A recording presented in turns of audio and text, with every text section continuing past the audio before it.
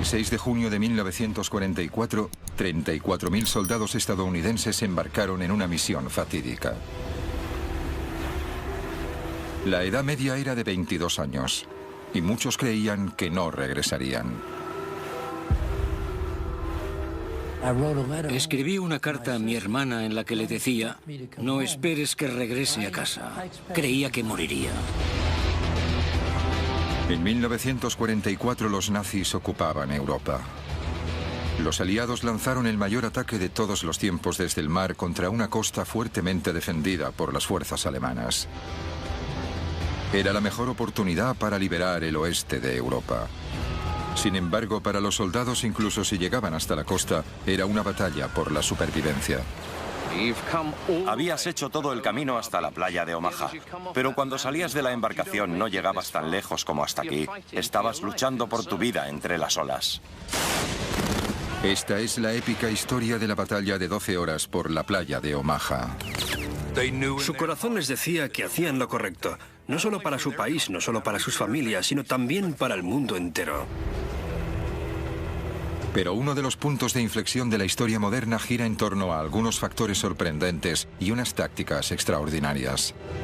No solo dependía del poder del hombre y de las armas más avanzadas, sino también de magos, invenciones extravagantes como tanques que podían navegar o paracaidistas explosivos, y de los espías que enviaban mensajes secretos en palomas mensajeras.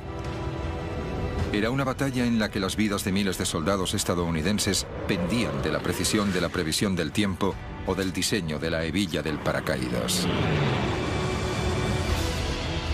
A pesar de los ingeniosos instrumentos tácticos y de las estrategias, a lo largo de una desprotegida superficie de arena de un centenar de metros, las armas más poderosas de la guerra siguen siendo el liderazgo y la valentía.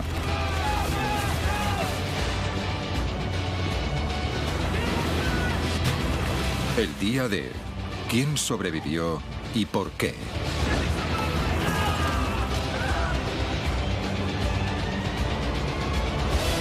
El día del desembarco.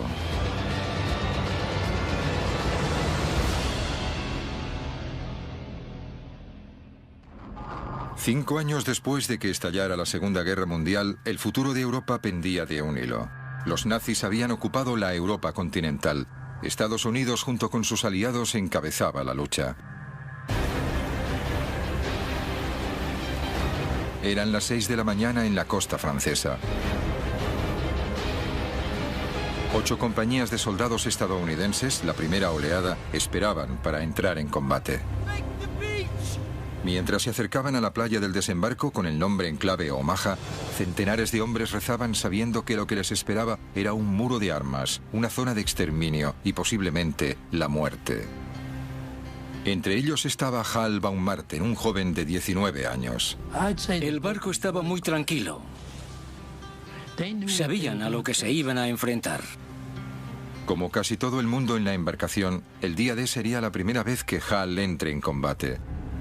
Aunque ahora no tenía ni idea, en las próximas 12 horas, la vida de Hal dependería de lo que había comido en el desayuno.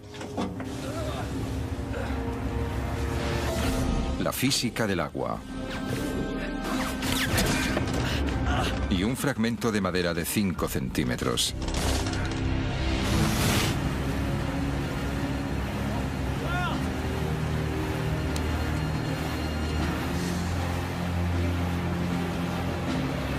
Justo un año antes, Hal estaba estudiando en la Universidad de Nueva York. Era un prometedor jugador de béisbol.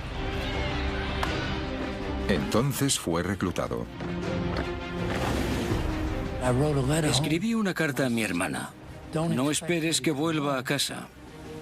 Creía que moriría. Una de las razones por la que Hal quería luchar era por su fe. Soy judío y había visto todas las noticias. Los alemanes iban de pueblo en pueblo y obligaban a las personas a llevar las estrellas de David. Como todos los soldados judíos, a Hal se le dio la opción de cambiar su placa. De ese modo, si era capturado, podía evitar la persecución nazi. Pero Hal tenía otras ideas. Dibujé una gran estrella de David en la parte trasera de la chaqueta con las palabras El Bronx, Nueva York, escritas alrededor.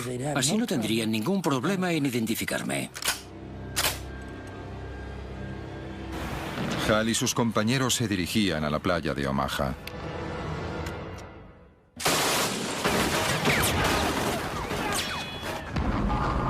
Unos 1.200 alemanes estaban atrincherados con vistas a la costa. Estaban armados con la nueva y devastadora arma de los nazis, la MG-42, el arma de fuego más rápida del mundo. El doble de rápida que la ametralladora estadounidense Browning.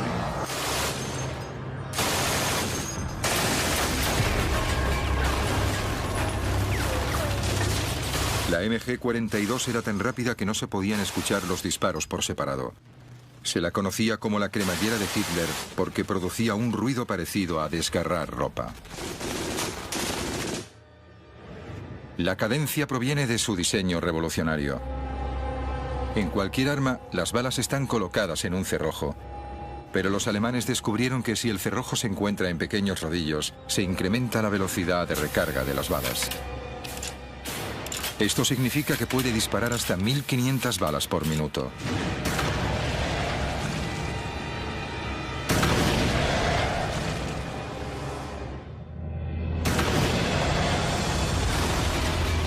Eso eran 25 proyectiles por segundo dirigiéndose a una velocidad de 3.200 kilómetros por hora hacia el barco de Hal. Pero aquí no había solo una MG-42, había 5. Eso significaba que el bote de sal podía ser alcanzado por 125 proyectiles cada segundo. Cuando un soldado usa tácticamente esa ametralladora del modo correcto, es una verdadera pesadilla. Una de las primeras cosas que tienes que hacer en el combate es buscar la ametralladora del enemigo e inutilizarla. Inutilizarla inmediatamente. Hal y los otros hombres debían inutilizar esas armas.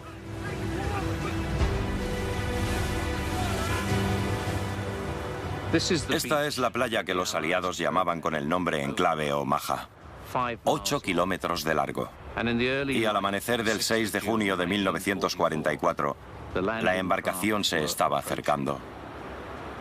Era la punta del iceberg de la mayor operación anfibia jamás organizada.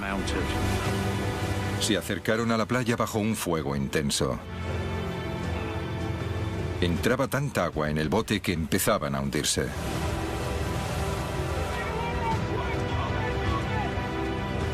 Y los bandazos desencadenaron otro problema: los mareos.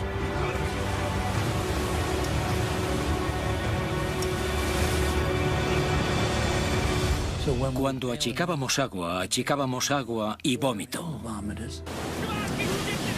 El mareo es peligroso para cualquier persona que viaje en barco, pero aquí podía significar la muerte. Y todo porque la Marina quería dar a las tropas que se dirigían hacia Omaha un tratamiento especial. 5 horas antes. Los equipos navales que navegaban desde Inglaterra decidieron dar a los soldados una buena comida antes de la batalla. Un buffet de bistec, cerdo, pollo, salchichas, alubias, bacon, huevos, helado, dulces y donuts. Todo digerido con café. La Marina creía que un estómago lleno ayudaría a la moral de los soldados.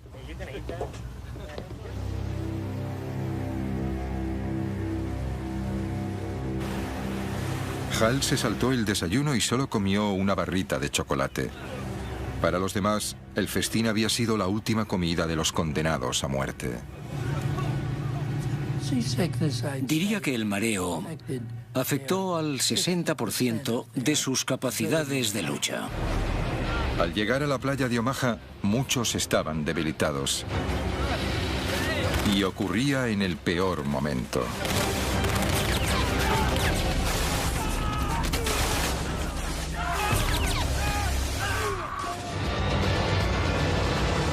El día del desembarco. El día del desembarco. Día D. 6:38 de la mañana.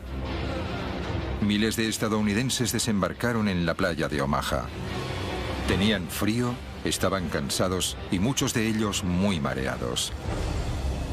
Hal Baumgarten, de 19 años, no estaba mareado. La embarcación había llegado tan lejos como podía. Estaba varada en la playa. Cuando la rampa bajó, fue la señal para cada arma en esa playa para que apuntaran a la salida de la pequeña embarcación.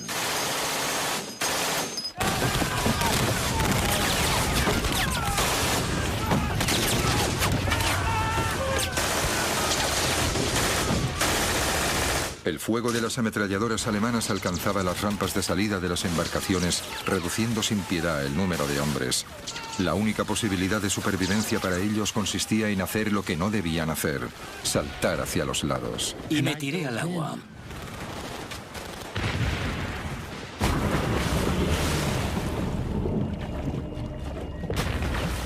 Mareados y con un equipamiento que pesaba 45 kilos, los hombres desesperadamente saltaron al agua que alcanzaba los 3 metros de profundidad. Bob Sales quería ser soldado desde pequeño. Pero antes siquiera de haber disparado un solo tiro, Bob se estaba ahogando por el peso de la chaqueta de asalto, la munición y la radio. Cuando entré en el agua, me hundí hasta el fondo. Sentí que me estaba ahogando. Y entonces fue cuando me entró el pánico, porque el agua era profunda. Cuando toqué el fondo, me deshice de la radio. Y aún tenía la chaqueta de asalto, que tenía que quitarme si quería llegar a contarlo. Cansado, mareado y bajo el agua, Bob se quitó la chaqueta justo a tiempo. Me di un gran impulso. En solo unos pocos segundos estaba de nuevo en la superficie. Esos soldados que escaparon de la muerte en el agua aprendieron una lección. Cuanto más mareado estés, menos ágil serás y tendrás más posibilidades de ahogarte. Se hundieron hasta el fondo. Vi cómo se ahogaban.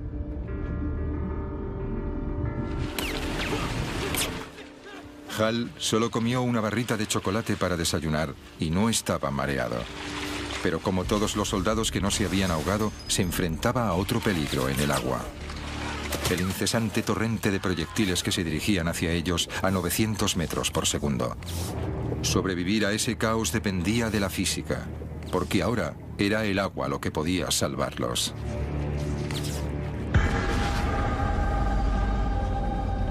Este lado de aquí. Bien, manos a la obra. Charlie Adcock es un experto en balística que está llevando a cabo un experimento para descubrir qué pasa cuando los proyectiles de una MG-42 golpean el agua, y usa tecnología del siglo XXI para hacerlo. Lo que tenemos aquí es una cámara de alta velocidad. Va a ralentizar el tiempo unas 120 veces. Ben va a disparar su MG-42, que es un arma automática que fue disparada contra los soldados en Omaha. Y vamos a ver qué es lo que pasa con las balas que viajan a una velocidad de 900 metros por segundo. ¿Qué pasa si no se detienen en el tanque? Que se van a salir del tanque y tendremos que tapar el agujero y volver a intentarlo. Bien, carga el arma. Ahora tira fuerte de la palanca.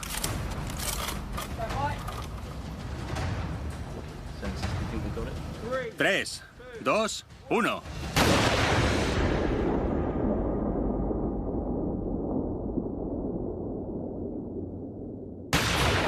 La resistencia del agua es tan grande que detiene los proyectiles a menos de 1 metro. Básicamente, ha pasado de ir a 900 kilómetros por segundo a 0 en 1 metro, como máximo.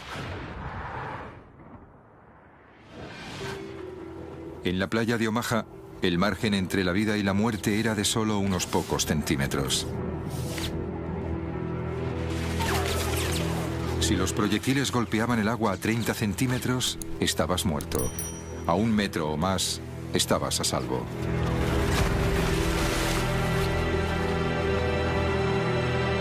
La misión solo hacía 2 minutos que había comenzado.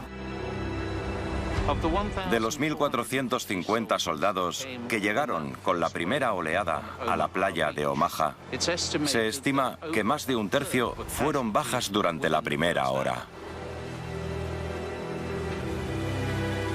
En solo 120 segundos, estos hombres se han enfrentado a la ametralladora más devastadora del mundo.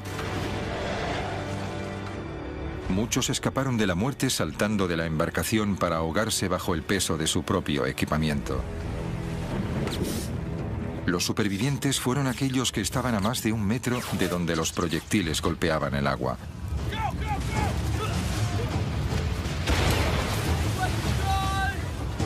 Hal Baumgarten estaba entre los afortunados. Seguía vivo 2 minutos después de haber desembarcado en la playa de Omaha. Era un panorama horrible. Era surrealista porque el agua estallaba a mi alrededor. Los proyectiles iban cayendo. Las minas se detonaban. Había gente que salía despedida por el aire. Pero no había llegado mi hora. Los primeros 2 minutos de Han en la playa de Omaha fueron duros. Ahora tenía que adentrarme en la playa y hacer mi trabajo.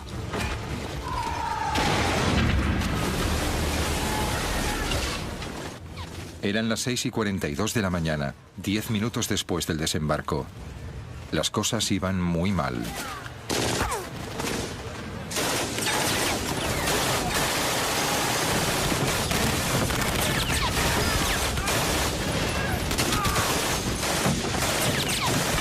Centenares de hombres fueron abatidos o heridos en la primera oleada de la invasión. Muchos otros chapoteaban en el agua y aún no habían alcanzado la zona más difícil, la playa.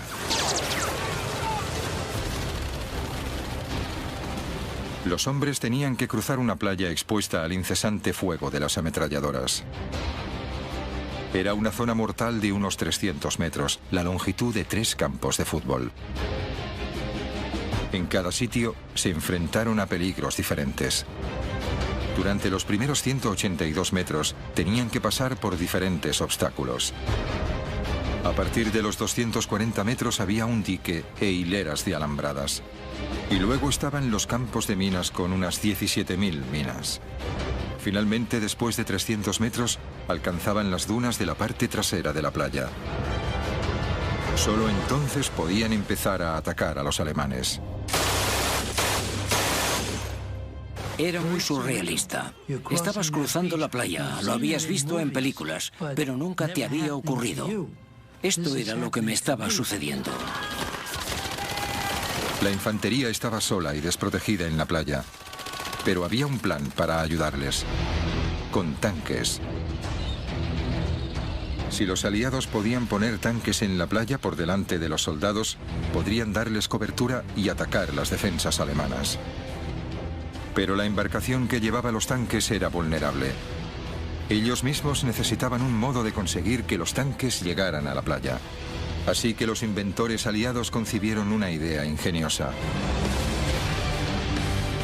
Un tanque sumergible, es decir, un tanque DD. Un vehículo de asalto anfibio. El tanque DD fue una idea alocada que surgió de repente en medio de una época de guerra. Fue un artilugio de Rube Goldberg. Era un tanque Sherman normal, conducido con propulsores en el agua, con una pantalla de lona sujetada por cilindros neumáticos. Y lo más increíble de esto es que funcionó. En los meses anteriores al día D se probaron los tanques anfibios y pasaron las pruebas con éxito. Se usarían para alcanzar la costa durante el asalto, surgiendo del agua para sorprender a los alemanes. Al comienzo del día D, los tanques se encontraban a 5.500 metros de la costa, en una gigantesca embarcación. Uno de los comandantes de los tanques era el sargento Don Lucy, de 24 años. Era el más joven de los 6 hijos de una gran familia irlandesa de California. Don era un gigante de 1,80 m que amaba a su pastor alemán Duke. Todo el mundo conocía a Don como Babe. El trabajo de Don consistía en hacer que un tanque DD alcanzara la playa de Omaha, uno de un grupo de 32. Una vez en la playa, debería de haber un tanque cada 45 metros, lo que proporcionaba cobertura a la infantería. Pero había un problema. Las olas alcanzaban los 2 metros. Los tanques anfibios no se habían probado bajo estas condiciones. Habían trabajado en un lago o un muelle tranquilos, pero era algo completamente diferente cuando el mar estaba revuelto. Era casi un suicidio, pero los planificadores no tenían elección. En las semanas antes del día D, los aliados habían reunido en secreto un gran ejército al sur de la Gran Bretaña. Cualquier retraso incrementaba las posibilidades de que los alemanes descubriesen su plan. Mientras tanto, la meteorología había sido mala durante días con fuertes rachas de viento y precipitaciones. Los aliados no podían lanzarse bajo esas condiciones. Necesitaban que mejorase y pronto. Fueron malas noticias para los planes de los aliados porque la invasión no podía esperar. Los alemanes descubrirían pronto los planes. Era un gran problema. De repente, desde el Atlántico Norte llegó información secreta. Barcos especiales. No estaban aquí para luchar, sino para medir el viento y la presión atmosférica. Ofrecían pistas sobre el tiempo que iba a hacer a 3.200 kilómetros de distancia, en el Canal de la Mancha. Enviaron poca información, pero crucial. Las previsiones sugerían una tregua. Un día en el que el tiempo mejoraría ligeramente. El 6 de junio. El éxito de la invasión y las vidas de miles de soldados estadounidenses dependía de la precisión de una única previsión meteorológica a larga distancia. Con el tiempo en su contra, los líderes aliados probaron suerte.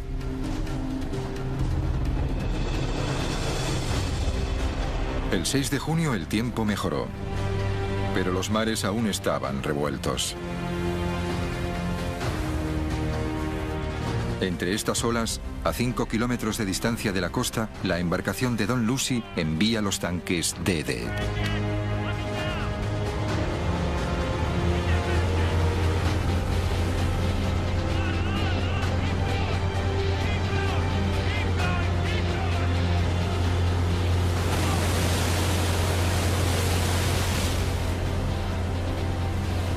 El tanque de Don flotaba y navegaba por ahora.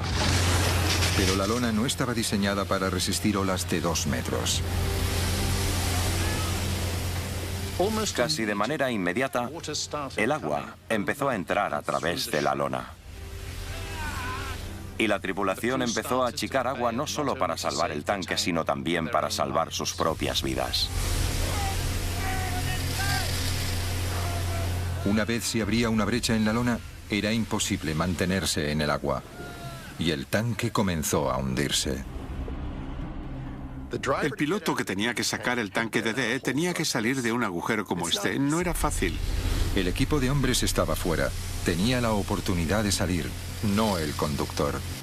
De 29 tanques DD que zarparon hacia la playa de Omaha, 27 se hundieron.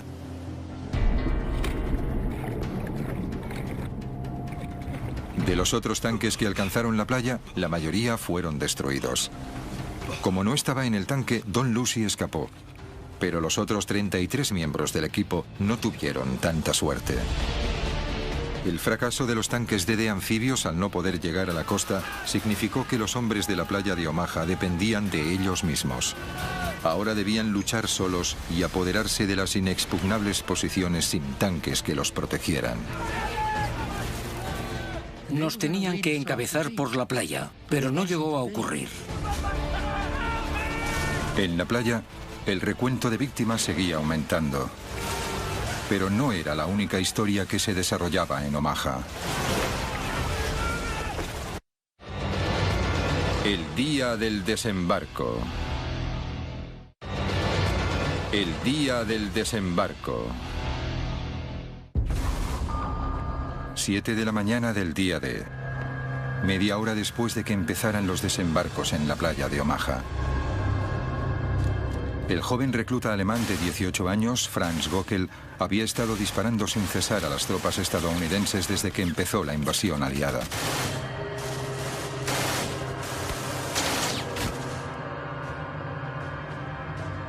Göckel disparaba desde un búnker con vistas a la playa.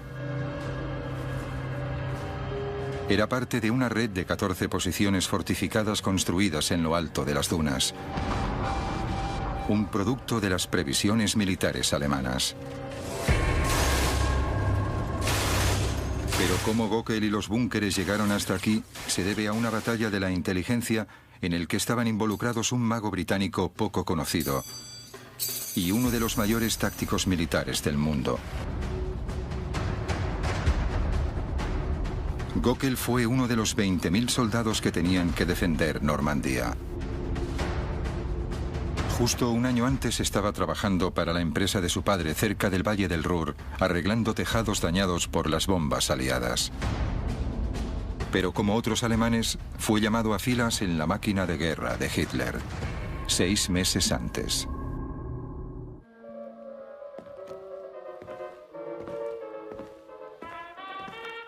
Para Franz Göckel, este búnker también era un hogar. Dentro de este puesto de guardia de cemento, sus camaradas y él dormían, comían, escuchaban música y se relajaban. Cuando llegó el día D, hacía meses que estaban allí. El hecho es que los soldados que fueron enviados a Normandía para vigilar las defensas atlánticas consideraban que era un trabajo fácil. Tenías buena comida, unos aposentos cómodos y un entorno agradable. No estabas luchando muy duro en la guerra. De hecho, ninguno de ellos pensó que serían llamados para defender esta costa de una invasión. Los soldados no estaban solos. Muy pocos altos cargos alemanes creyeron que los aliados atacarían la costa de Normandía. Pero de hecho, fueron víctimas de uno de los mayores engaños de la historia militar. El famoso ilusionista Jasper Maskelyne. Soy suficientemente mayor para mostraros... Y este es el hombre que sirvió de inspiración. Si me disculpáis, tengo que tomarme la medicación. Jasper Maskelyne era un conspirador e ilusionista profesional. Jasper Maskelyne venía de una familia de magos, de una larga línea, de una dinastía, si lo preferís, que fue muy famosa en la época victoriana. Cuando estalló la guerra, Maskelyne quería usar sus habilidades mágicas para ayudar en la lucha contra los nazis. Y aquí está. Se le cita diciendo que si se puede engañar a la gente en el teatro mientras centraba toda la atención bajo los focos a poca distancia del público, creyó estar seguro de poder engañar a los observadores alemanes a varios kilómetros de distancia. En 1941, durante la campaña aliada en el norte de África, Maskelyne tuvo la oportunidad de ayudar en la guerra por primera vez. Se unió a un grupo secreto llamado A-Force para desarrollar tácticas militares de cobertura. Su nombre en clave era el Grupo Mágico. No podía haber una mezcla más rara de personas. Había de todo, desde restauradores de arte hasta pintores y utileros. Todo lo que esperarías. Pero también había químicos, ingenieros eléctricos y todo tipo de profesiones. Y todos sus talentos venían de diferentes cosas. En el norte de África, los aliados necesitaban toda la ayuda posible. Estaban perdiendo en la campaña. Antes de la crucial batalla de El Alamein, usaron el engaño para despistar a los alemanes, cortesía del Grupo Mágico. El Grupo Mágico usó camuflaje e ilusiones, que hizo que los todoterreno pareciesen tanques y los tanques pareciesen camiones. Crearon un ejército falso y engañaron a los alemanes para que creyeran que los aliados atacarían por el sur en lugar de por el norte. Y el truco funcionó. Los aliados ganaron en el Alamein y consiguieron que la campaña del norte de África fuese a su favor. En Egipto, la ciudad de Alejandría estaba siendo fuertemente bombardeada en ataques nocturnos. El Grupo Mágico diseñó un plan para dejar a oscuras toda la ciudad. Entonces construyeron una maqueta de Alejandría con luces falsas a 4 kilómetros de la costa y engañaron a los bombarderos, que atacaron una bahía vacía. El engaño siempre se ha usado en la guerra desde tiempos inmemoriales. Desde la primera pelea en la que alguien propina un puñetazo falso, eso es engañar. Pero lo que Maskelyne y su grupo hicieron fue, por así decirlo, usar la tecnología de la época para empezar. En ese sentido era un hombre de su época, pero también proporcionó un aire teatral. En 1943 los planificadores aliados se dieron cuenta de que a las ideas de Maskelyne se les podía dar un uso más estratégico.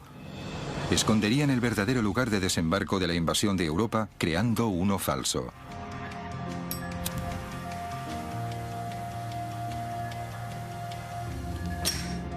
Los aliados querían invadir las playas de Normandía, pero para reducir las defensas alemanas elaboraron una táctica compleja al sugerir cruzar el Canal de la Mancha por la zona más estrecha, el Pas de Calais. Usaron las tácticas de Maskelyne para juntar un ejército falso al sureste de Inglaterra, enfrente de Calais. Crearon edificios falsos y embarcaciones falsas. Incluso tenían tanques inflables. Hicieron que el general Patton realizara varias visitas con la esperanza que el espionaje alemán se diera cuenta, o que con todo el equipo falso, un avión de reconocimiento lo viera y se convenciera de que había una construcción en ese lugar, cuando de hecho nunca existió.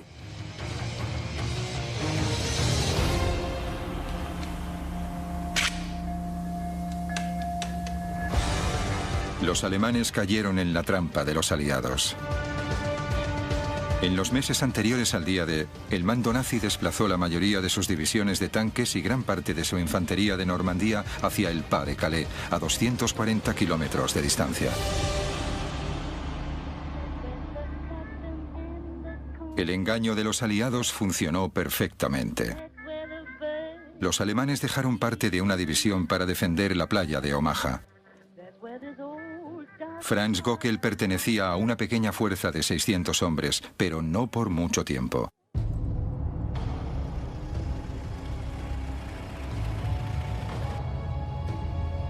Entró en escena Erwin Rommel, comandante de todas las defensas alemanas a lo largo de la costa norte de Francia. Rommel era el hombre del saco para los aliados. Tenía unas capacidades tácticas terroríficas. Tenía la capacidad de entrar en la mente de sus oponentes. En algunos aspectos era como el mismísimo diablo.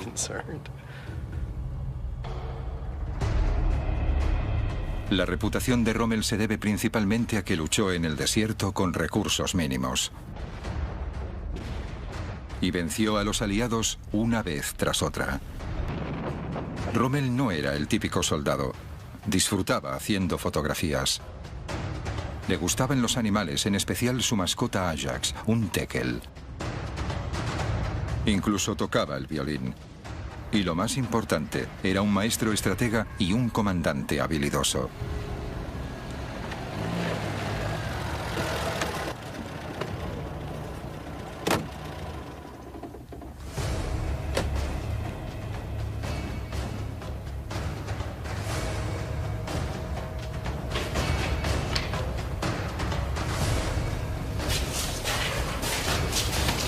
Rommel era conocido por ser muy autoritario con sus tropas y sacar lo mejor de ellos.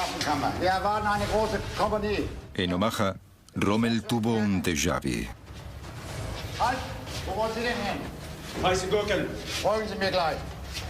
Rommel llegó a Omaha y tuvo algún tipo de revelación.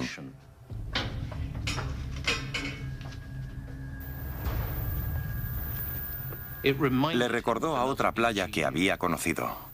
Era Salerno.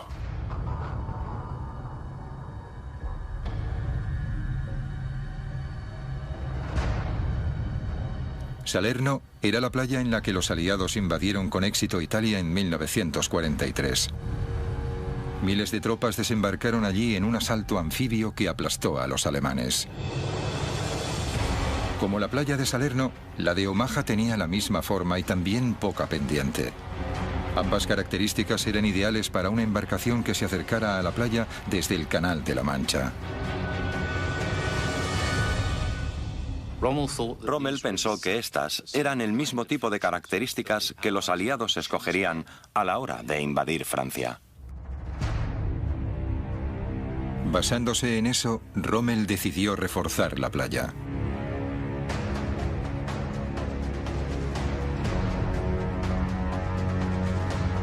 Durante los siguientes meses, la playa de Omaha sufrió una transformación. Los búnkeres se mejoraron para convertirlos en fortificaciones. En apenas 6 meses, Rommel incrementó el número de obstáculos defensivos en la playa hasta los 3.700, uno cada 2 metros. Y luego envió más tropas a Omaha, muchos veteranos de guerra, doblando el número de defensores hasta los 1.200.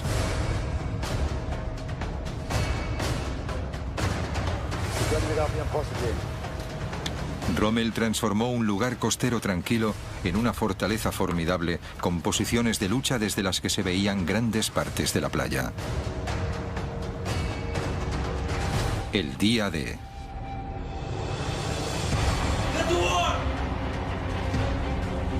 El 6 de junio de 1944 se confirmaron las sospechas de Rommel.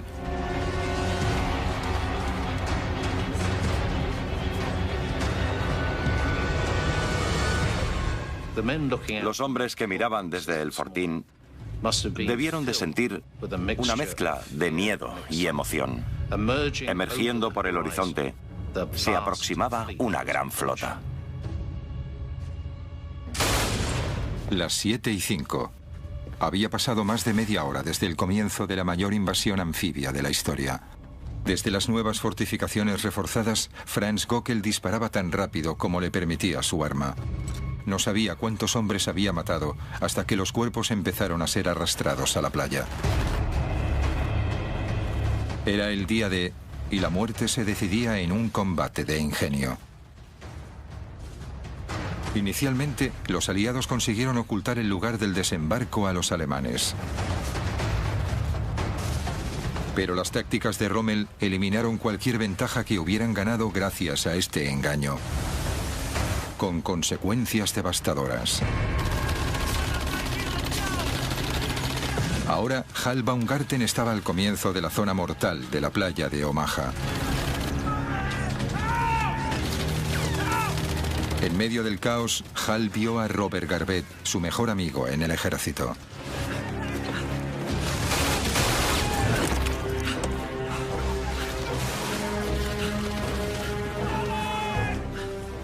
Miré abajo y allí estaba Robert Garvett.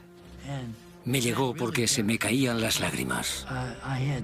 Y las lágrimas estaban rojas de la sangre en mi cara. Para los soldados estadounidenses, las primeras horas de la invasión de la playa de Omaha fueron un verdadero infierno. Pero se suponía que no tenía que ser así. De hecho, los aliados tenían un plan para eliminar todas las fuerzas defensivas alemanas. Pero algo les detuvo. El día del desembarco. El día del desembarco.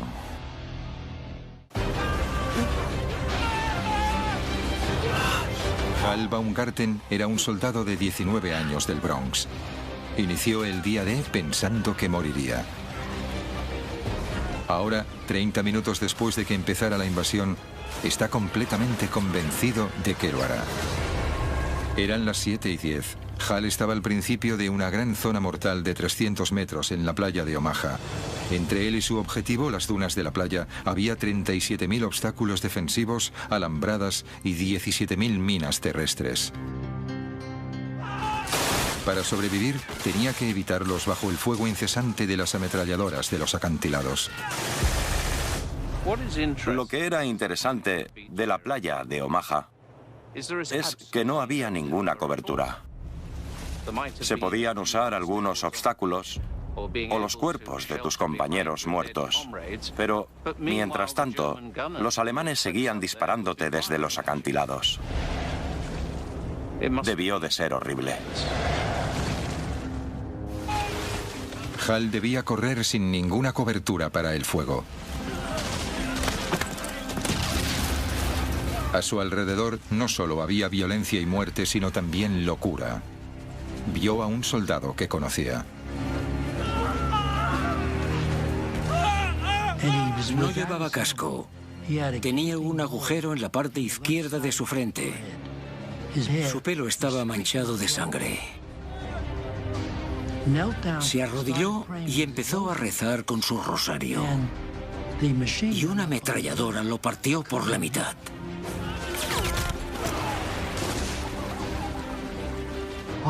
Fue horrible. Era difícil ver partes de cuerpos de personas que conocíamos.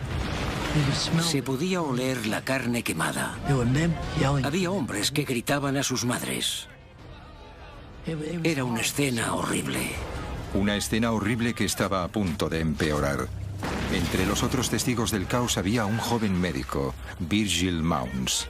Aunque no tenía 20 años, como la mayoría de soldados de la playa de Omaha, Virgil tenía un secreto. Era menor de edad. Virgil Mounds solo tenía 15 años. Mintió para poder alistarse. Cogió la licencia de su hermano. Nunca debió de haber estado allí.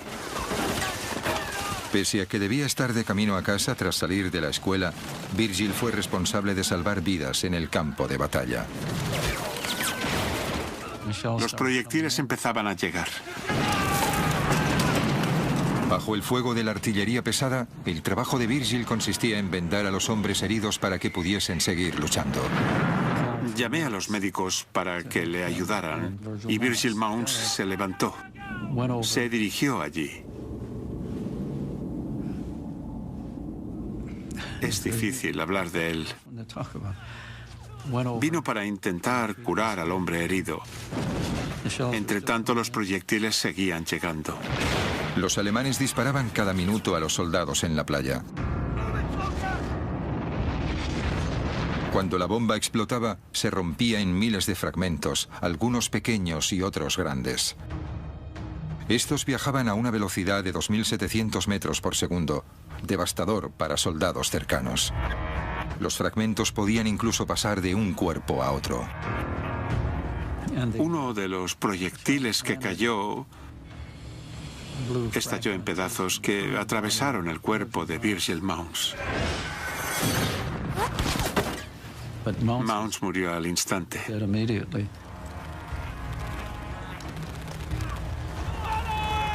Eso es algo que no puedo olvidar.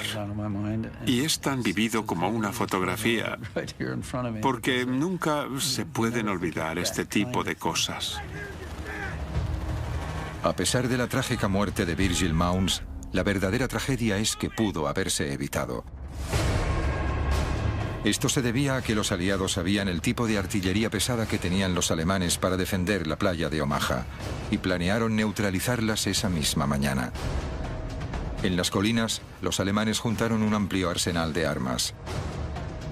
Había 30 armas antitanques, 17 morteros pesados y más de 20 armas de campo. Estos eran el tipo de fortificaciones que los alemanes usaron para almacenar sus armas. Los planificadores aliados sabían el tipo de armas que había allí y su poder, y habían pensado un plan para neutralizarlas. 4 horas antes.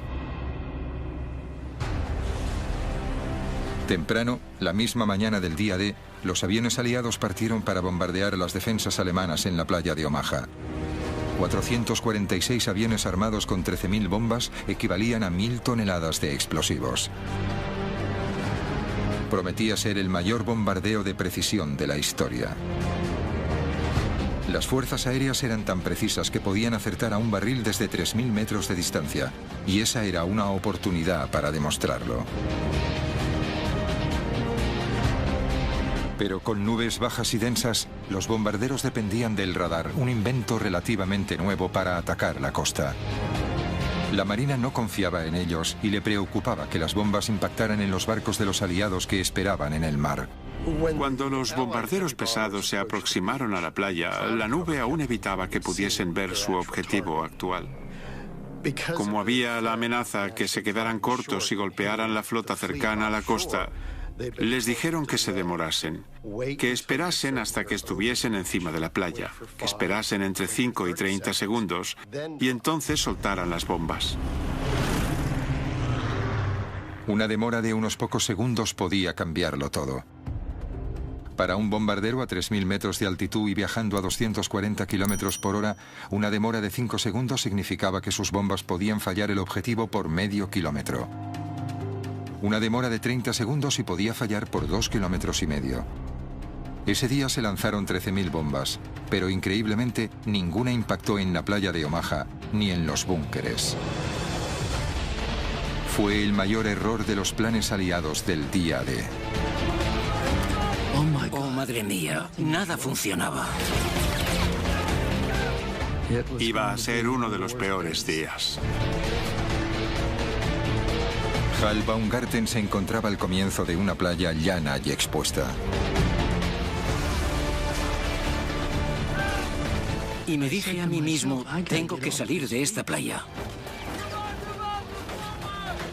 Solo había una manera de recorrer esa distancia. Estaba en buena forma. Estaba en el equipo de atletismo en la escuela y jugaba fútbol, así que estaba en buena forma. 300 metros para cobijarse. Hal necesitaba alcanzarlo tan rápido como pudiera. ¿Cuánto tardaría? Veámoslo con ropa más ligera. 65 segundos.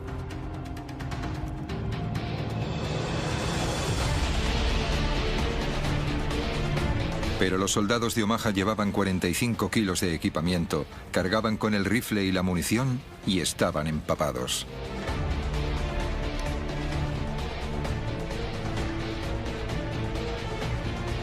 Un minuto y 30 segundos, un 50% más de tiempo, un 50% más de posibilidades de que le dispararan.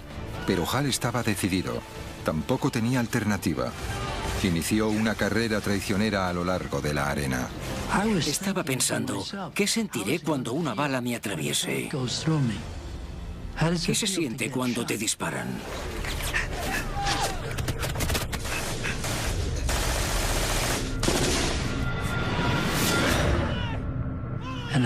Y escuché un ruido sordo a mi derecha.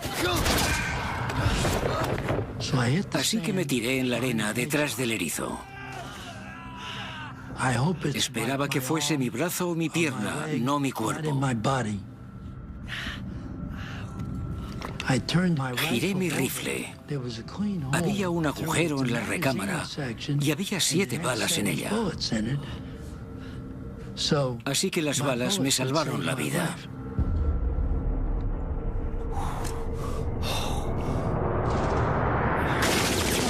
Salvado por una recámara. Un gran golpe de suerte.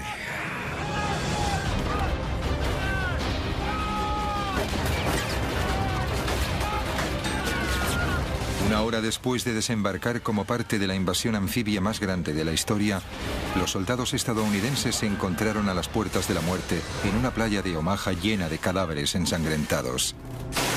Los alemanes demostraron ser un enemigo más duro de lo que esperaban. A lo largo de la costa había cierta cantidad de nidos de ametralladoras escondidos en el terreno rocoso, entre los cuales había 5 ametralladoras alemanas de 155 milímetros que podían eliminar cualquier cosa en un radio de 24 kilómetros. Podían arrasar Omaha y la cercana playa de Utah, así como abatir las embarcaciones de los aliados que llegaban para ayudar en la invasión. Esas armas podían eliminar los transportes a medida que se acercaban a la costa. Cada transporte llevaba miles de soldados, y dentro de ese radio de 24 kilómetros eran vulnerables.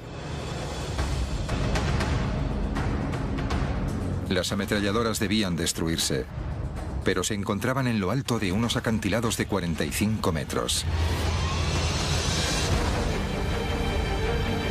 El trabajo de eliminar las armas requería un tipo especial de hombres. Hombres entrenados para misiones suicidas de alto riesgo. Sabíamos que iba a ser peligroso. Creíamos que seríamos capaces de hacer el trabajo. Esto era parte del entrenamiento del comando. Podías hacer todo lo que te habían dicho. George Kessner era un joven teniente de los Rangers de élite del ejército. Antes de la guerra, George había dejado el instituto y trabajaba en una heladería. Cuando esta estalló, se alistó en el ejército y su vida cambió. Demostró ser un candidato excepcional para oficial y fue aceptado en los Rangers para las operaciones especiales. Durante los 6 meses de entrenamiento, George ocultó un secreto a sus compañeros por miedo a que le costase su ingreso en la unidad de élite. Pero ahora, momentos antes de desembarcar en la playa de Omaha, descubrió que no era el único. Ver al enemigo y dispararle se volvió mucho más importante cuando ellos te estaban disparando a ti. Los Rangers debían escalar unos acantilados de 45 metros bajo un fuego incesante. Dada la dificultad, sabían que muy pocos volverían de la misión. Cualquier asalto a un acantilado es un reto si es que no es de por sí uno de los objetivos más difíciles que conquistar. Tenías que escalar hasta lo alto de un acantilado de 45 metros mientras te disparaban. Y cuando llegabas arriba, tenías que llegar hasta las mismas armas. Diría que en una escala de complejidad del 1 al 10, donde 10 era la más alta, eso tenía un 10. Para ayudar a los hombres en esta misión, los Rangers tenían un equipamiento especial.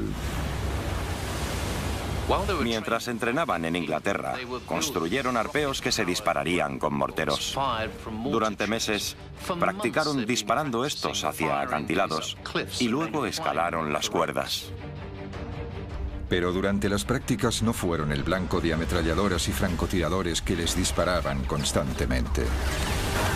El primer trabajo de los Rangers sería cruzar la playa hacia los acantilados. La ametralladora a nuestra izquierda, en lo alto del acantilado, abrió fuego sobre nosotros mientras salíamos de la embarcación.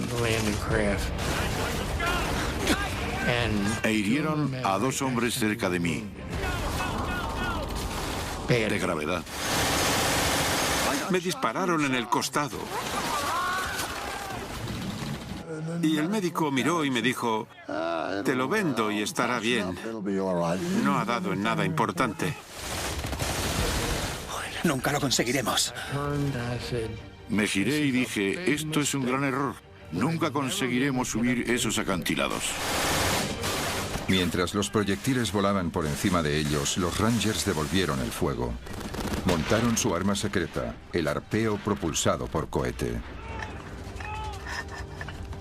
Pero en el momento clave, el lanzamiento falló.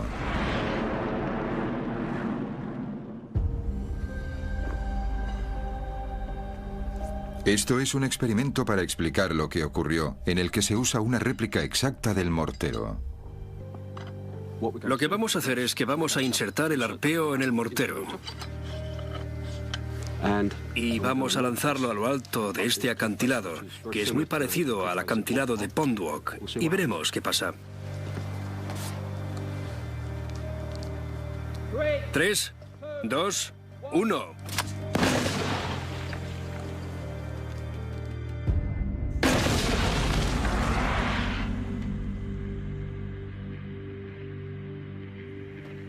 Igual que los morteros del entrenamiento de los Rangers, este lanza el arpeo y la cuerda por encima de los 45 metros de los acantilados.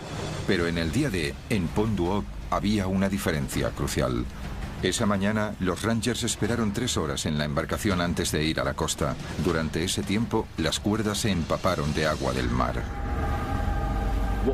Lo que haremos es mojar esta cuerda con agua para reproducir las condiciones que se dieron ese día.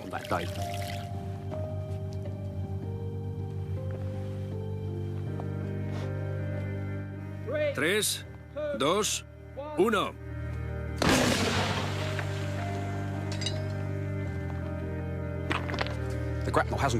El arpeo no ha ido muy lejos. Es obvio que el hecho de que la cuerda esté mojada ha reducido la velocidad del arpeo en el aire. Solo unos pocos centenares de centilitros de agua han sido suficientes para evitar que el arpeo alcanzara la cima. En Pondwalk fue la diferencia entre el éxito y el fracaso. Creo que eso es lo que ocurrió ese día. Este fue uno de los problemas que tuvieron. De las 60 cuerdas que tenían los Rangers, solo 19 estaban lo suficientemente secas como para alcanzar la parte superior de los acantilados. Kersner fue uno de los que subió las cuerdas inmediatamente. Solo me puse... Aunque la cuerda estuviese mojada, no me preocupaba. Posiblemente estuve subiendo unos 15 o 20 segundos.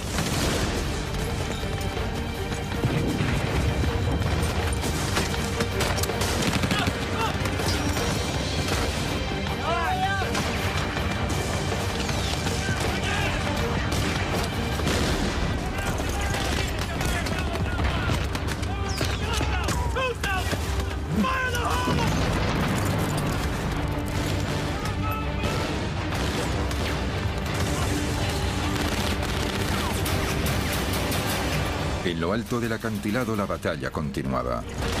Abriéndose paso, los Rangers supervivientes luchaban por alcanzar las armas. Finalmente las encontraron. Pero Kershner y sus camaradas estaban a punto de ver algo que les sorprendería. Los Rangers habían luchado a través del fuego de las armas pesadas y hubo 20 bajas hasta llegar allí. Todo para descubrir que los alemanes les habían engañado. No había artillería, solo unos cuantos postes telegráficos. Allí había soldados que se habían preparado para ello durante meses. Estaban decididos a tener éxito. Estaban rebosantes de adrenalina y cuando alcanzaron el objetivo descubrieron que todo fue en vano. Debieron de estar hechos polvo. Ahora, los desmoralizados Rangers se daban cuenta de que se enfrentaban a un enemigo con un temible poder de fuego y que también eran habilidosos en el engaño. Un enemigo que estaba a punto de desplegar todo su arsenal en la playa de Omaha.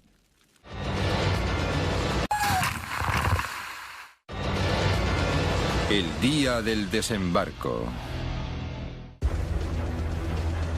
8 de la mañana, día de playa de Omaha.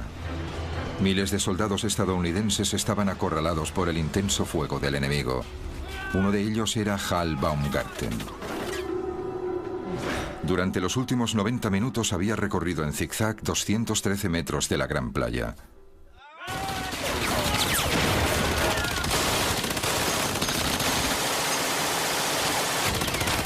Durante ese tiempo, había visto a hombres ser abatidos por las ametralladoras. Casi se ahoga y escapó de la muerte por pocos centímetros. Ahora llegaba el bombardeo de la artillería.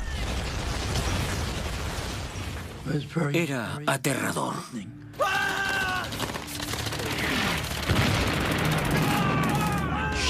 Los proyectiles daban mucho más miedo que si te dispararan con una ametralladora. Porque no sabías de dónde venían. No sabías dónde iban a caer o si tu número estaba en ese proyectil. Así que era aterrador. Pero miré hacia arriba y les maldije. Y cuando hice eso, un proyectil de 88 milímetros explotó delante de mí. Hal fue alcanzado por la explosión. El fuego de la artillería hería y mataba de dos formas diferentes. Una era por la metralla, restos de metal calientes que volaban a 11.000 kilómetros por hora. Cuando un proyectil impactaba, lanzaba metralla incandescente hacia todas partes. Era como miles de balas que iban por todos lados al mismo tiempo y atravesaban cuerpos humanos con la misma facilidad que un cuchillo corta la mantequilla. La metralla era el peligro evidente de la artillería. De hecho, mi propio padre, Eric Ashcroft, fue herido por metralla cuando estaba desembarcando en otra playa, la playa de la Espada, esa misma mañana. Otra forma de matar que tenía la artillería era acústicamente, la liberación de una onda de choque. No era más que aire supercomprimido que era empujado a centenares de metros por segundo. Pero para un soldado en la playa, era devastador. Era catcher y alguna vez alguno me golpeó con el bate de béisbol. Eso es lo que sentí. Ni siquiera tenía que darte. Una primera oleada de esa explosión podía destrozarte los órganos hasta el punto que podías morirte sin ni siquiera saber que te estabas muriendo. Nadie sería capaz de decir que te habían alcanzado. Aunque sobrevivió, la metralla y la onda de choque casi le arrancan media mejilla a Hal. A las 8:30, 2 horas después del comienzo del día D, el ataque de los estadounidenses a la playa de Omaha estaba desorganizado. La derrota parecía evidente. Pero tras las líneas alemanas, un grupo de valientes civiles llevaban a cabo una lucha clandestina. La resistencia francesa. En los meses anteriores al día D, la resistencia francesa empezó a incrementar la operación de espionaje sobre los movimientos de las tropas alemanas para comunicarla a los aliados. Los espías de la resistencia se centraron en particular en las nuevas defensas que los alemanes habían construido a lo largo de las playas del día D, pero era un trabajo arriesgado. Había 200.000 soldados nazis que buscaban cualquier indicio de espionaje. Así que la resistencia francesa tenía que ser creativa en su operación de espionaje. El artista Robert Dwan ayudó pintando paisajes y colocando mensajes ocultos en sus imágenes. Estaba haciendo con sigilo el mapa de las fortificaciones costeras alemanas. El miembro de la resistencia, Jean Marion, enviaba mensajes a los aliados mediante palomas mensajeras, de Francia a Londres en solo 4 horas. A medida que el día D se acercaba, los miembros de la resistencia incrementaron su actividad saboteando las comunicaciones alemanas. Destruyeron las líneas de telégrafos y volaron trenes.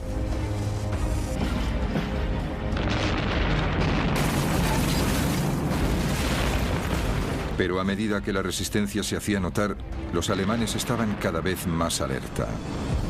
En las semanas antes del día D, los alemanes contraatacaron para vengarse. Dispararon a las palomas mensajeras.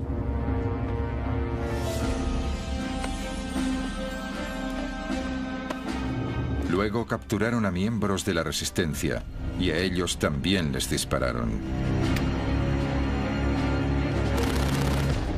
En ese momento, la resistencia ya había causado mucho daño. En la playa, sin comunicaciones, los alemanes tenían dificultades para pedir refuerzos. Solo las fuerzas aliadas pudieron abrirse paso en Omaha.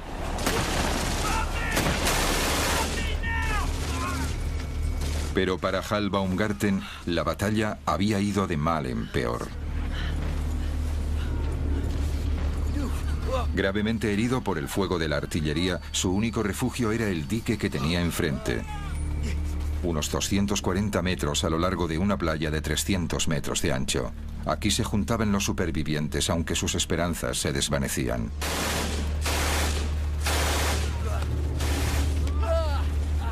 Éramos un equipo orgulloso. Estábamos bien entrenados. Estábamos bien disciplinados. Creíamos que nadie podría derrotarnos. Apilados allí había chicos muertos. Evidentemente había sangre y partes de cuerpos por todas partes. Era horrible.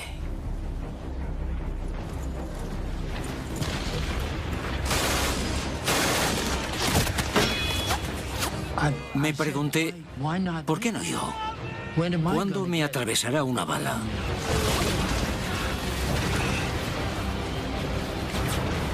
Las 9:30, playa de Omaha.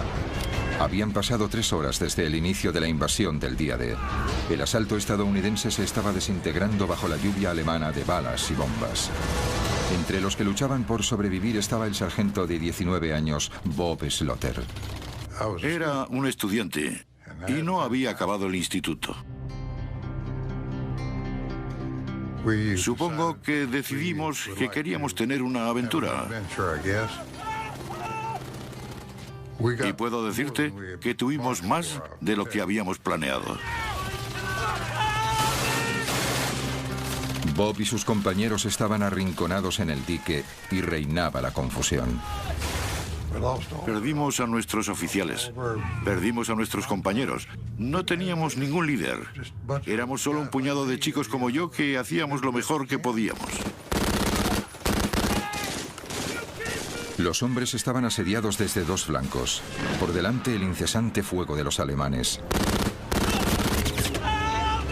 Por detrás, las olas que se acercaban rápidamente.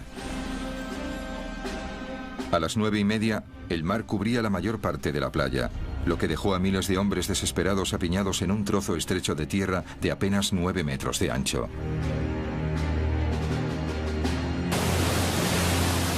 Asediados por el fuego, los hombres eran blancos fáciles para los artilleros alemanes. Pero hubo ayuda de otros soldados aliados tierra adentro. 8 horas antes.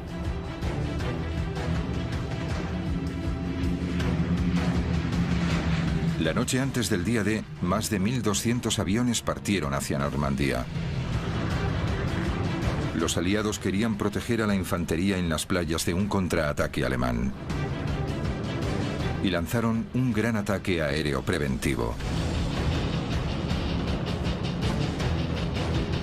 Era la primera oleada de paracaidistas. Pero no eran soldados normales. Medían 1 metro, estaban hechos de goma y llevaban bombas incorporadas. Los aliados lanzaron unos maniquís paracaidistas diseñados para engañar a los alemanes. Estallaban en llamas al aterrizar mientras las fuerzas especiales emitían el sonido de disparos a través de altavoces para simular un ataque aún mayor. Los alemanes cayeron en la trampa. Así que se enviaron a los reservas alemanes para interceptar estos muñecos explosivos. Se enviaron centenares de hombres en una dirección cuando debían dirigirse en la dirección opuesta.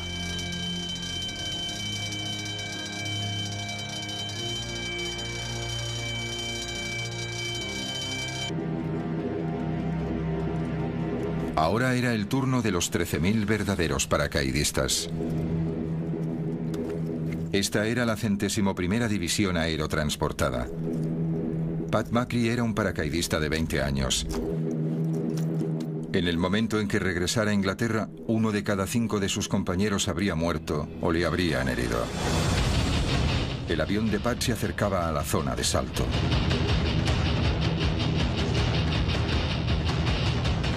El estado de ánimo cambió completamente. También el trayecto. El avión se movía mucho. Era errático. Giraba a la izquierda y luego giraba a la derecha. Y luego la munición trazadora y el fuego antiaéreo.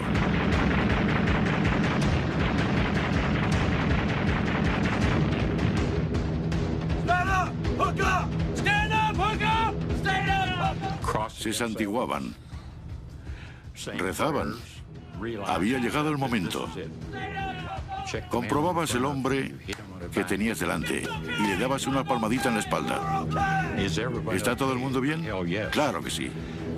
Te ponías frente a la puerta y no había casi ninguna pausa. Éramos como un líquido que goteaba fuera del avión. De repente se activó el sistema de apertura automático del paracaídas. Se desplegaba y se producía un tremendo tirón. Entonces tuve una sensación de paz y tranquilidad.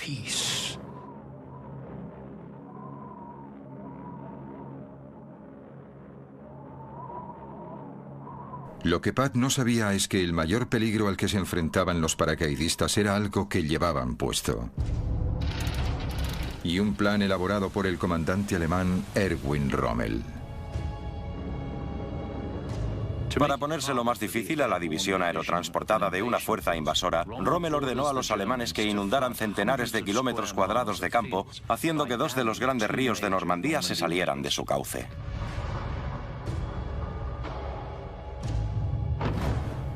Ahora, centenares de paracaidistas caían sobre el agua, muy peligroso para un salto normal. Estos soldados llevaban cada uno un equipamiento de 45 kilos. La supervivencia dependía de si podían escapar de su arnés. En el día D, los paracaidistas aliados aterrizaron en ambos lados de la cabeza de la playa. Los estadounidenses en un lado y los británicos en el otro. El equipamiento estadounidense tenía 3 hebillas y una correa.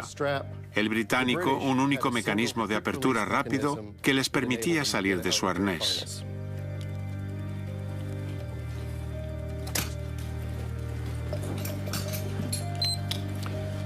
El paracaidista británico salió de su arnés en apenas 5 segundos, mientras que el paracaidista estadounidense seguía luchando para salir del suyo. El paracaídas se enrollaba en los hombres. El arnés ahora era una trampa mortal.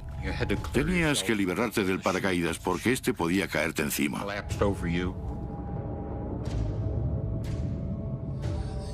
Si no hacías nada en pocos segundos, sería el fin de tu vida. No había ningún sistema rápido. Tenías que alcanzar el fondo y liberar una pierna y luego la otra. Era un peligro tremendo. De los 13.000 paracaidistas que saltaron, muchos centenares se ahogaron.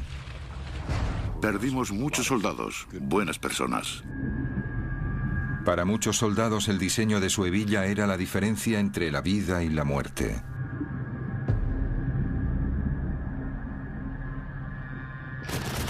Como en cualquier batalla, los pequeños vaivenes del destino tenían grandes consecuencias.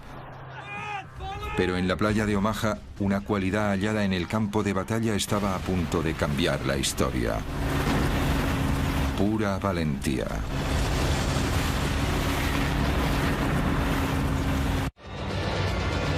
El día del desembarco. El día del desembarco. 10:30, día D. La invasión de Normandía en la playa de Omaha estaba fracasando. Miles de soldados estadounidenses estaban muertos o heridos por las balas y bombas alemanas. También por el mareo que los había debilitado antes de la batalla. Ahogados debido al peso de su equipamiento. Los tanques anfibios que se hundieron en el mar. Y los arneses de los paracaídas que no se soltaban bajo el agua. Los soldados luchaban contra muchas adversidades. En la playa, el soldado Hal Baumgarten evaluaba la situación. Creía que estábamos perdiendo, solo era cuestión de tiempo. Se me pasó por la cabeza que la invasión había fracasado. Pero un hombre observaba fuera de la costa.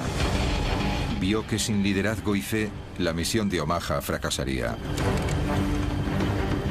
Con 51 años, era el soldado de más edad, el general Norman Dutch Cota. Procedía de una familia humilde. En el ejército fue aceptado en West Point, donde sobresalió. Más tarde se casó con la prima de Eleanor Roosevelt. Ahora que estaba a unos pocos centenares de metros de la playa de Omaha, Cota se dio cuenta de que era el momento crucial de su carrera y decidió actuar. Cota sabía que tenía 3 prioridades. Una era inyectar algo de liderazgo. La segunda era sacar a sus hombres de la playa. Y la tercera era atacar a los alemanes.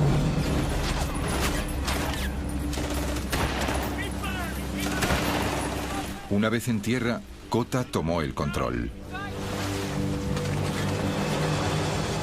De repente algunos de mis hombres dijeron: capitán, mira ese hombre de allí. Y miré la playa y a unos 90 o 140 metros había un hombre con un cigarro que estaba gritando a la gente de la playa. Era difícil de creer que hubiese alguien corriendo por la playa, porque seguían disparando. Incluso desde esa distancia parecía algo más voluminoso que la mayoría de nosotros. Y nos preguntamos, ¿quién será? El hombre no temía a nada.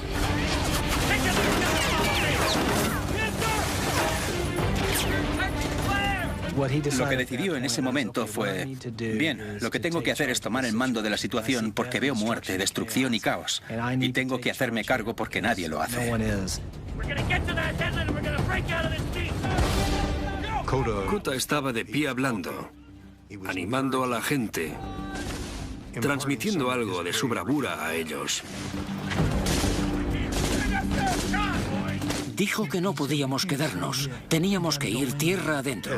Mientras se alejaba de mí, se giró y me dijo: sé que no me vas a decepcionar.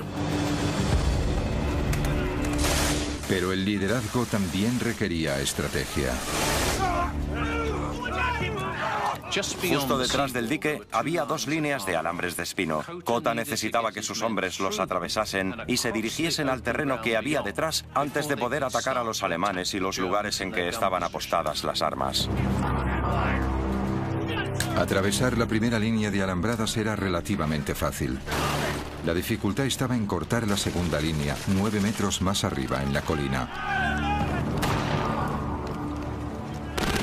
Pero Cota tenía una respuesta.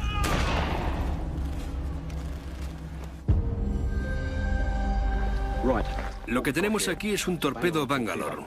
Es parecido a los que los Rangers usaron en la playa en 1944. Y como puedes ver, tiene dos partes. La primera parte es un tubo de acero como este. Está lleno de 35 kilos de TNT. Puedes ver que tiene una punta como de bala que le ayuda a pasar a través de alambres de espinos. Esta es la segunda parte. Como puedes ver, esta parte se junta con el extremo de esta otra y ayuda a atravesar las defensas que vas a hacer estallar. Para los soldados bajo el fuego enemigo, la velocidad era clave.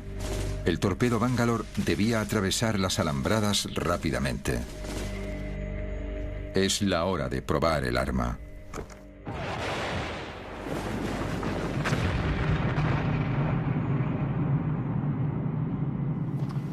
El torpedo Bangalore ha hecho pedazos un canal justo donde pasaba el alambre de espinos. De hecho, ha hecho estallar ambos lados del alambre de espino del canal. Se pueden oler los explosivos, puedes ver la decoloración y que lo ha cortado, ya no está.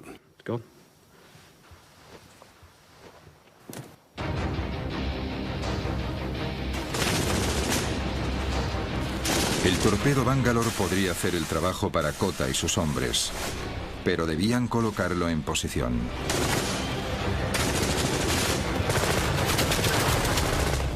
Y los primeros hombres en intentarlo fueron abatidos. La ayuda estaba mar adentro. 12 naves de guerra que eran capaces de disparar a los búnkeres alemanes para ayudar a los hombres de la playa de Omaha. El capitán de uno de los barcos, James Eames, del USS Frankfurt, quería ayudar, pero no podía. Tenía órdenes de esperar. Su trabajo no era el de salvar a los soldados de la playa, sino proteger la vulnerable flota de barcos estacionados en alta mar. De momento eso dejaba al general Kota y sus hombres a su suerte.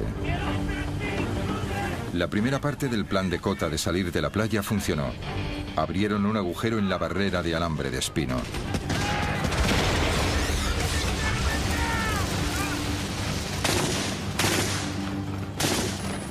Pero esperándoles en lo alto de la colina había una ametralladora MG-42 que disparaba 25 balas por segundo.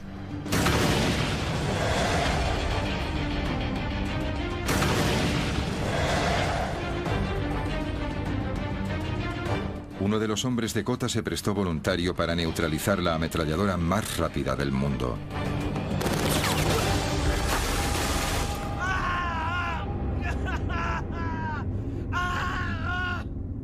Imagina que eres Kota. Por segunda vez te encuentras en un momento crítico.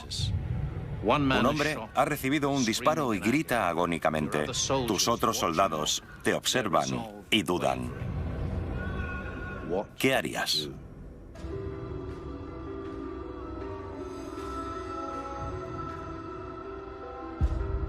Ese general sabía que estaba al mando y que necesitaba hacer que ocurriera algo, si no acabarían todos muertos.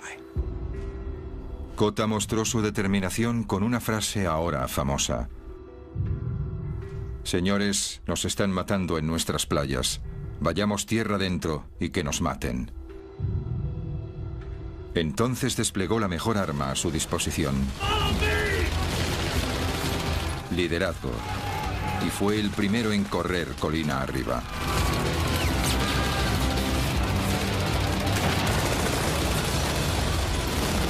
La decisión de un comandante conllevó una acción que inspiró a sus hombres. Demostró ser un punto de inflexión en la batalla por la playa de Omaha.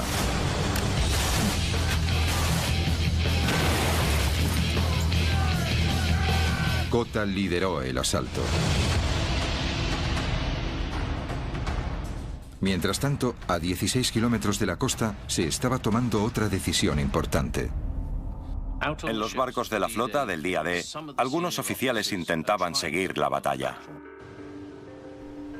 Como muestran estas imágenes de la playa, había centenares de hombres muertos o heridos en la arena o en el agua. Los oficiales estaban a punto de rendirse. A media mañana, estaban pensando si desplazar otros soldados que habían dejado en otra playa. Los oficiales se enfrentaban a un dilema estratégico: utilizar sus destructores para proteger los barcos o usarlos para atacar a los alemanes en la playa. Empezó a llegar la información de que los soldados empezaban a abrirse paso a través de las líneas alemanas. Después de horas esperando, finalmente los comandantes de la Marina dan la orden de atacar. Se le permitió al comandante James Semmes del USS Frankfurt dirigirse a toda velocidad hacia la costa. Semmes llevó al Frankfurt tan cerca de la playa que se arriesgó a tocar el casco contra el fondo marino. Justo a 730 metros de la costa, el Frankfurt se puso de costado y disparó. Empezaba el ataque. El proyectil pasó por encima de mí. Escuché un silbido. Y luego, ¡bum!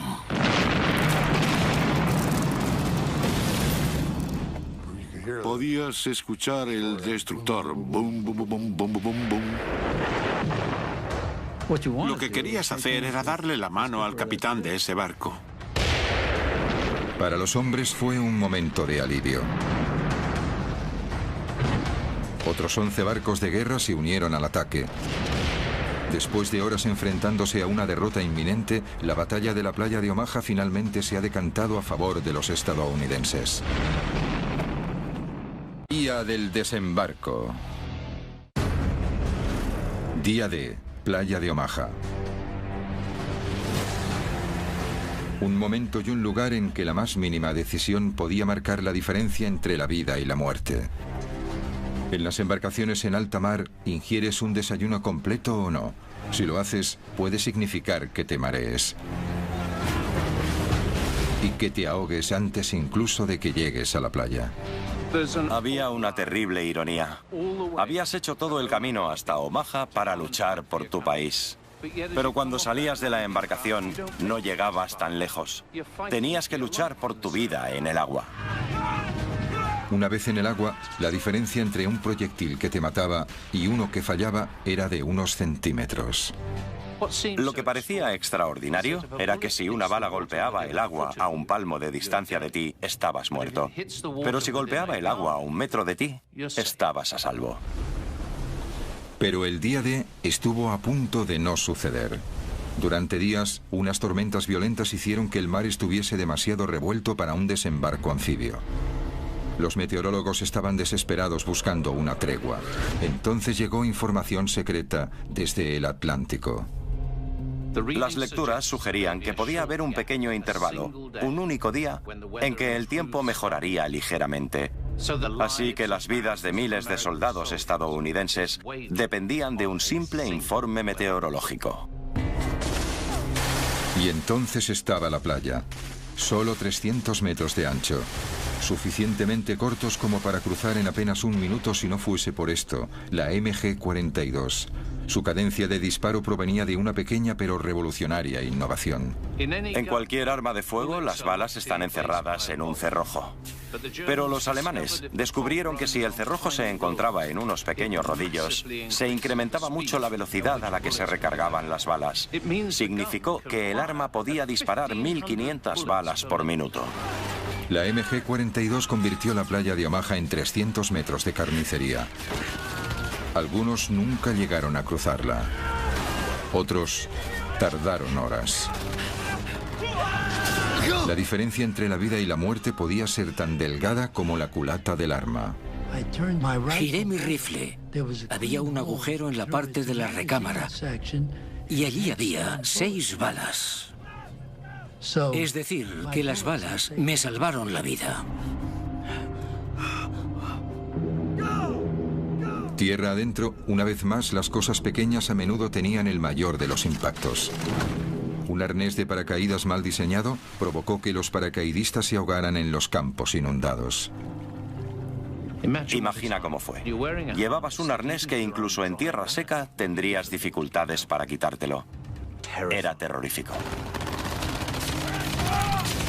Pero en la batalla, la valentía podía superar los golpes del destino. El general Cote y sus hombres se habían abierto paso. Ese hombre no temía nada. Con el respaldo del fuego naval, abrieron una ruta por el interior. Un ejército de hombres podía por fin entrar en Francia. Y empezó la liberación del oeste de Europa. Lo que fue más sorprendente es que en los días posteriores al día D, otros 200.000 hombres aterrizaron trayendo con ellos 3 millones de toneladas de suministros. Un ejercicio logístico de lo que nunca antes se había visto y que no se ha visto desde entonces. Esta es una fotografía aérea de la playa de Omaha tomada al mediodía del día D. Había marea alta. Se pueden ver las olas golpeando contra el dique, la embarcación, tanques abandonados y vehículos en el agua. Pero entre ellos también se pueden ver centenares de puntos. Cada uno es un cuerpo, un soldado estadounidense muerto y arrastrado por el agua hasta la playa.